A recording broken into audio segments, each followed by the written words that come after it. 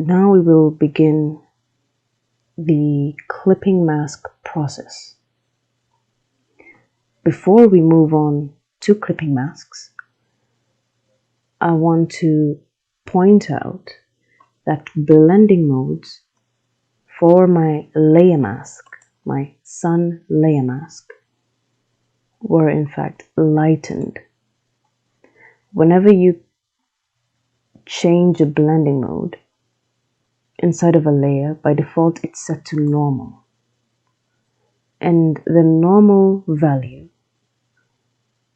is the default, but it can always be changed to a variety of blending modes.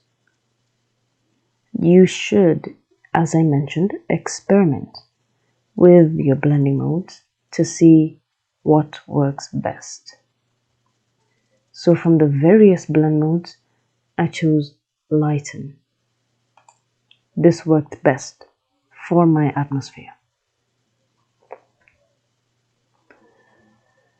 Inside of the subsequent document, I began creating my clipping masks and adding a bit more detail.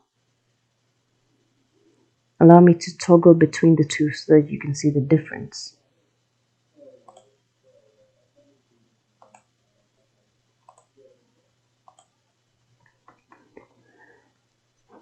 It's just a matter of adding a bit more detail. That's where the clipping masks shine. I began creating the clipping masks from my extreme foreground and steadily moving towards my foreground into now my middle ground. So allow me to show you the process of creating a clipping mask and how it's employed. First, I will take you through the process so far as a recap. I began with a sketch using a pencil texture brush with adequate spacing. Beyond that, we addressed our value passes and onto color passes. We moved on to adding our light source with a layer mask, and now we are in the process of clipping masks. Make use of keyboard shortcuts. I've said this before, I reiterate. Keyboard shortcuts really do shorten the process.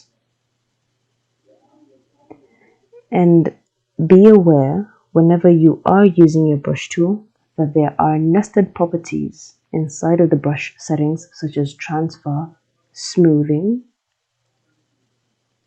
and brush tip shape, including the angle and roundness that will ultimately affect your outcome.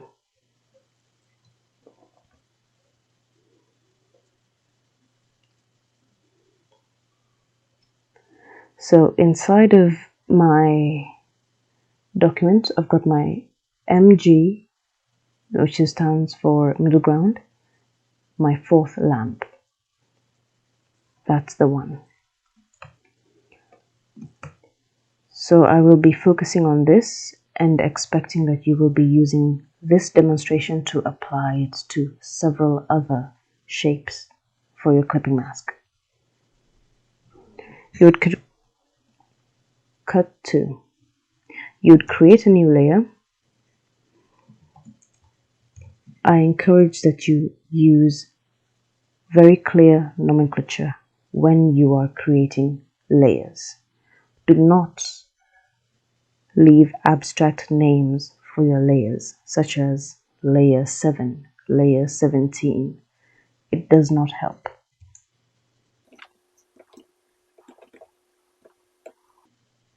The reason why I use very clear nomenclature, very reliable nomenclature for my layers, is that inside of a busy document, such as this, it can be quite hard to make sure that you're painting on the right layer.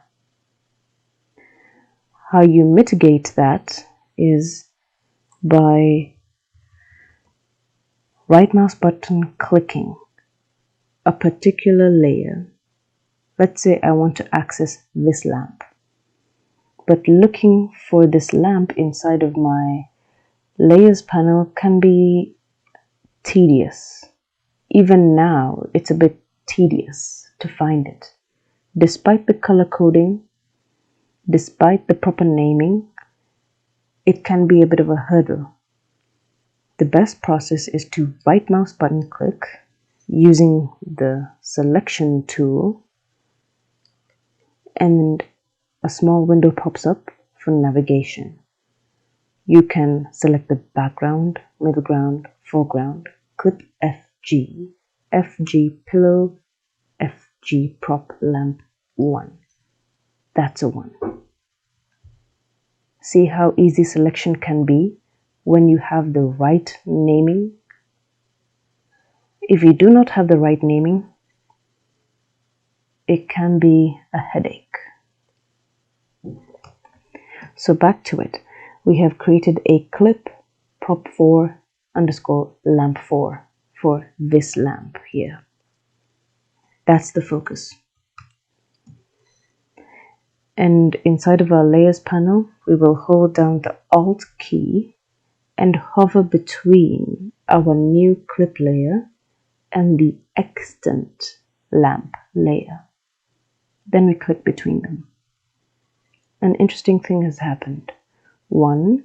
Your clip layer has been indented, meaning it's been moved slightly to the right. Additionally, your lamp layer is now underlined. What has this done? Let me go ahead and change this to a vibrant color.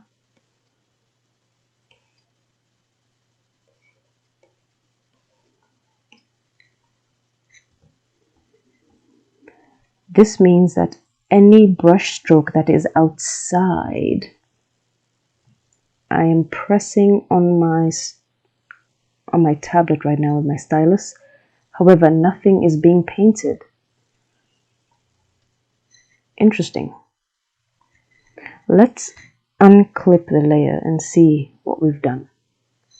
Wow. I've created a halo of yellow, but I couldn't see it because it's been clipped. So as I had mentioned before in the previous video, your clip mask disables or enables visibility. Let's do it properly this time. When I use a clipping mask, I intend to add shadow details and light details to a particular object. To reiterate, a clipping mask will help me add shadow and light to a particular shape. When I used a layer mask, I was influencing the atmosphere of an entire scene. I was very fast and loose. However, with a clipping mask, I am more intentional. I am more surgical with the input of color and understanding of light and shadow. I will begin by eyedrop selecting the base and then changing the hues, the value of the same. I will make one darker and the other one a bit lighter. I won't go too broad for now.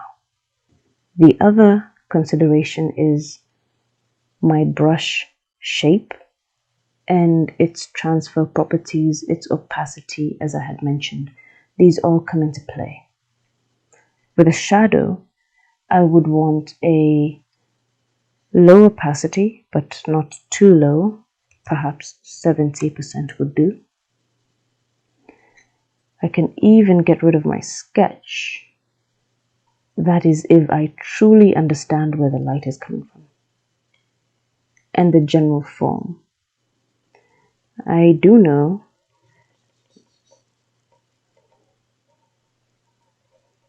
from my image that my lamp will be darker towards the right side than the left.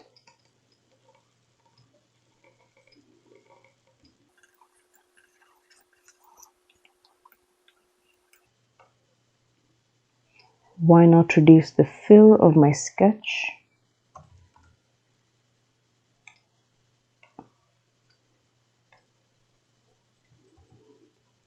to aid the process?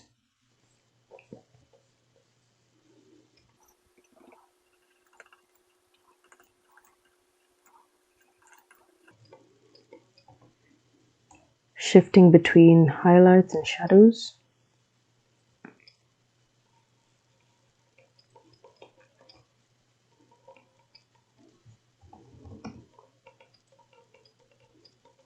Changing the brush size.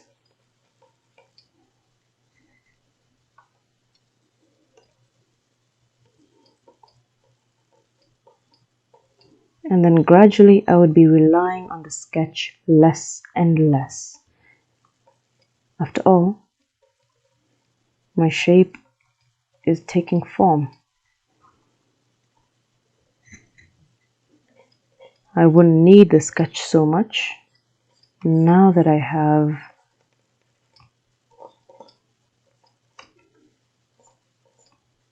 a form to work with.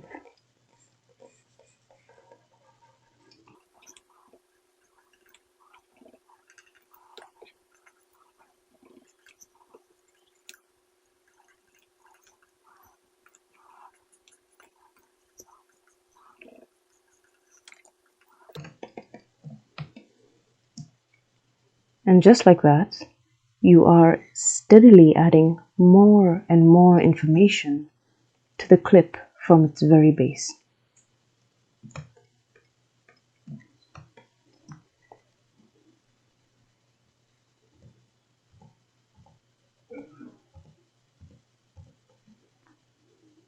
That's a fine beginning. However, understand that this lamp in fact had a light source within it. It was a lamp holding a candle or a light bulb of some sort. This might not be the case for many of you, depending on what kind of resource image you have. However, let's go the extra step. Let's look at our resource image again. Always keep that handy.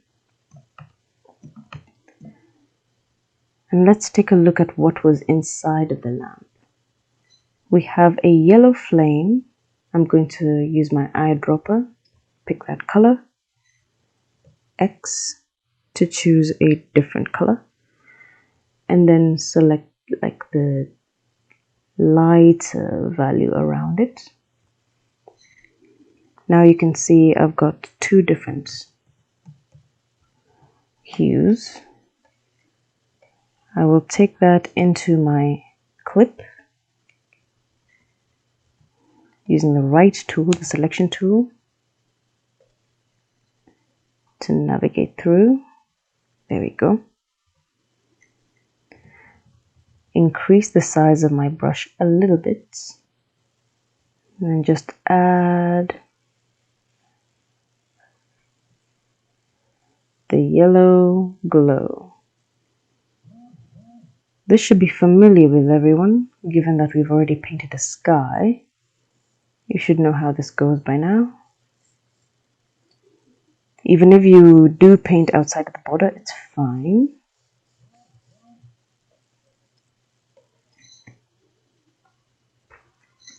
It's not a problem. You can always select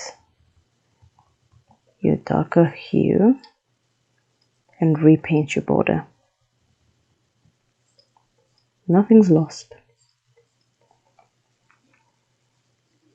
And at this point, note that we are not creating so much detail, we're just giving the general shape here. Detail isn't the objective. Not yet. There's so much more to add on.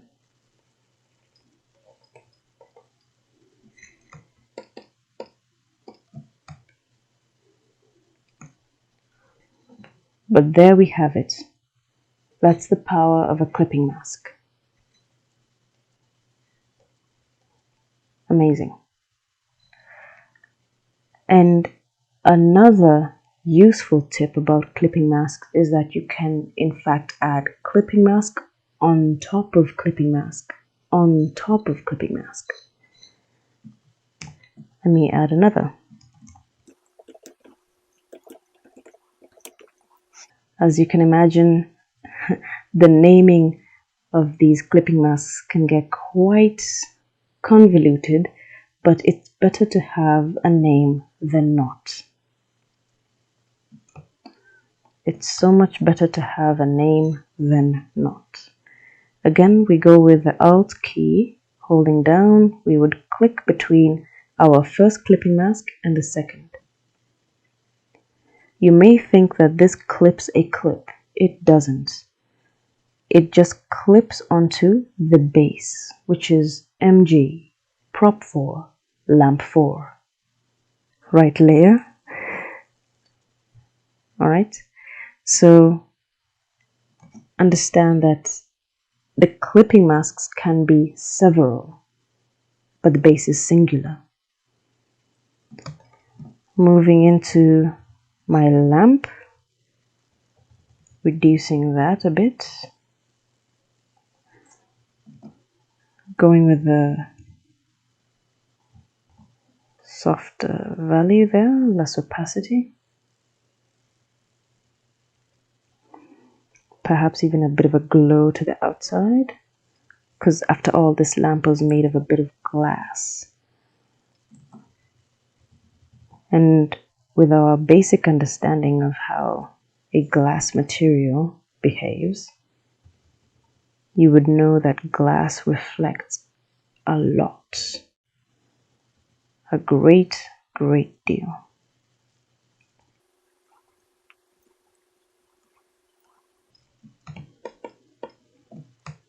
More and more detail can be added on at this process. Here I have my complete clipping mask documents. I added detail not just to the foreground and middle ground, I additionally added detail to the background. Note that the background now has several broad strokes, nothing fancy. If I zoom in, nothing extravagant really, just soft brush strokes with shape dynamics applied. What's different, however, is you can see these branches that are indicative of acacia trees. They're bare. This was a brush shape that was a resource from my speed brushes, which I have shared with you. I believe it should be inside of these resources here, branches 01 or branches 02. Ultimately, play around with or experiment with your brush shapes, brush textures, as I had mentioned, and try and execute something as close to your resource image as possible. And make sure you name your layers to avoid many headaches.